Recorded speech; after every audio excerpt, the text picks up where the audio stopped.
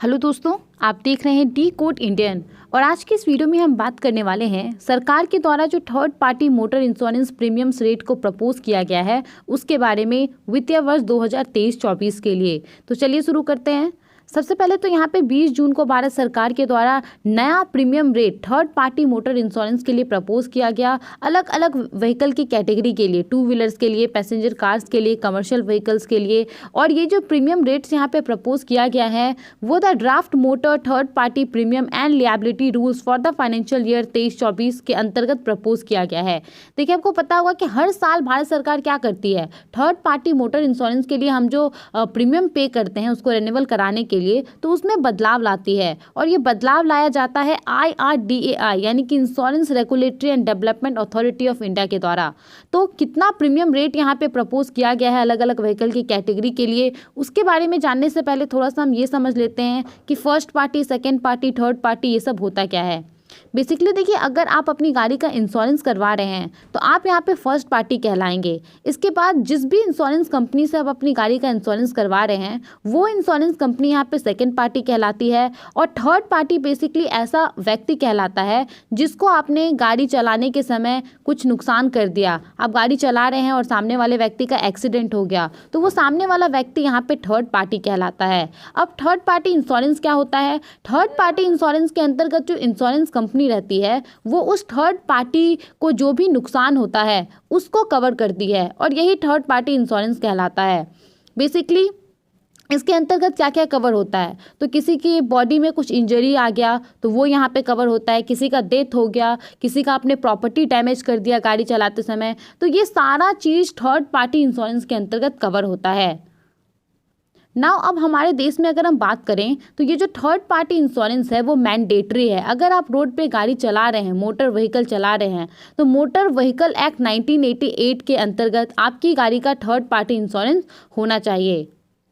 तो यहाँ पे हर साल सरकार इसके लिए जो हम प्रीमियम पे करते हैं, क्योंकि ऐसा तो है नहीं कि आपने एक बार अपनी गाड़ी का इंश्योरेंस करवा लिया तो वो हमेशा इंश्योर्ड रहेगा। हर साल आपको क्या कराना पड़ता है, उसको रेन्यूअल कराना पड़ता है। तो रेन्यूअल कराने के लिए हम जो प्रीमियम पे करते हैं तो उसमें सरकार हर साल बदलाव लाती है। अब यहाँ पे जो new base premium rate propose किया गया है थर्ड पार्टी मोटर इंश्योरेंस के लिए अलग अलग कैटेगरी के व्हीकल के लिए, तो उसके बारे में हम जानते हैं। जैसे कि आपको पता है कि सबसे इंपॉर्टेंट क्या होता है, जो कार्स होते हैं और टू व्हीलर्स होते हैं, तो इसी का इस्तेमाल सबसे ज़्यादा होता है। तो यहाँ पे इसके लिए सबसे पहले हम बात कर लेते हैं क्या प्रपोज्ड प्रीमियम रेट है। जैसे कि अगर हम बात करें तो 1000 सीसी तक की जो भी कार्स है उसके लिए यहाँ पे 2094 रुपया प्रीमियम रेट तय किया गया है। 1000 सीसी से लेकर के 1500 सीसी तक की जो कार है उसके लिए 3416 रुपया तय किया गया है। 1500 सीसी से ऊपर वाली जो भी कार है उसके लिए 7897 रुपया यहाँ पे प्रीमियम रेट तय किया गया है। अब अगर हम बात करें टू व्हीलर्स की, तो अगर आपकी टू व्हीलर्स की कैपेसिटी, इंजन कैपेसिटी 75 सीसी तक है तो यहाँ पे 538 रुपये आपको पे करना पड़ेगा प्रीमियम के रूप में। अगर आपके टू व्हीलर की कैपेसिटी 75 सीसी से 150 के बीच में है तो यहाँ पे 714 रुपये आपको पे करना पड़ेगा।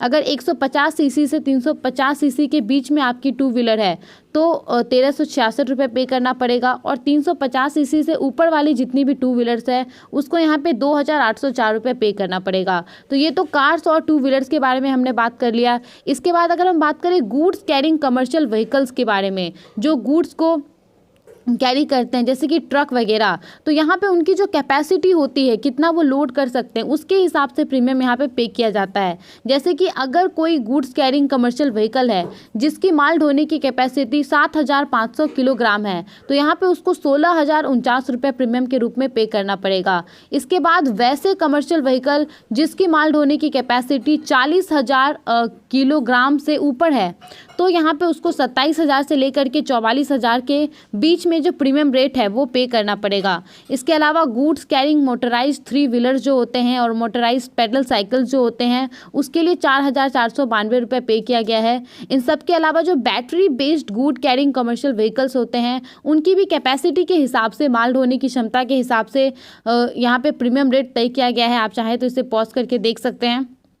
आगे अगर हम बात करें प्राइवेट ई कार्स के बारे में, तो यहाँ पे 30 किलोवाट तक के लिए जो प्रीमियम रेट है वो 1780 रुपये तय किया गया है। 30 किलोवाट से लेकर के 65 किलोवाट तक के लिए यहाँ पे प्रीमियम रेट 2904 रुपये तय किया गया है, और 65 किलोवाट से ऊपर की जो प्राइवेट ई कार्स है उसके लिए 6712 रुपये प्रीमियम रेट तय किया गया है। इसी प्रकार से ई2 व्हीलर्स के लिए भी उसकी जो बैटरी कैपेसिटी है उसके अकॉर्डिंग यहाँ पे प्रीमियम रेट तय किया गया है। इन सब के अलावा यहाँ पे सरकार ने कुछ डिस्काउंट भी दिया है, जैसे कि जो एजुकेशनल इंस्टीट्यूशन है वहाँ पे जो भी बसेस इस्तेमाल होती हैं और जो इलेक्ट्रिक व्हीकल्स हैं उनके प्रीमियम रेट जितने भी होंगे तो उसमें 15% का डिस्काउंट दिया गया है। जो हाइब्रिड इलेक्ट्रिक व्हीकल्स होते हैं उसमें उसके प्रीमियम रेट में 7.5% का डिस्काउंट सरकार ने दिया है। इसके अलावा जो 3 व्हील पैसेंजर कैरिंग व्हीकल्स होते हैं उनमें सरकार ने 6.5% का डिस्काउंट दिया है। और यहाँ पे सबसे इम्पोर्टेंट बात यह है कि ये जितने सारे भी प्रीमियम रेट हैं वो सभी प्रीमियम रेट फाइनेंशियल ईयर 2022-23 के लिए भी सेम थे। तो यहाँ पे IRDAI के द्वारा प्रीमियम रेट में कोई बदलाव नहीं किया गया है अभी तक। हालांकि अभी इसके ऊपर रिकमेंडेशन आएंगे, कमेंट्स आएंगे और फिर सरकार जो एक्चुअल प्रीमियम रेट होगा थर्ड पार्टी मोटर इंश्योरेंस के लिए उसको जारी करेगी। आई होप आपको ये सभी बातें समझ में आ गई होंगी। आप इसके बारे में क्या सोचते हैं, हमें अपना ओपिनियन ज़रूर बताएं।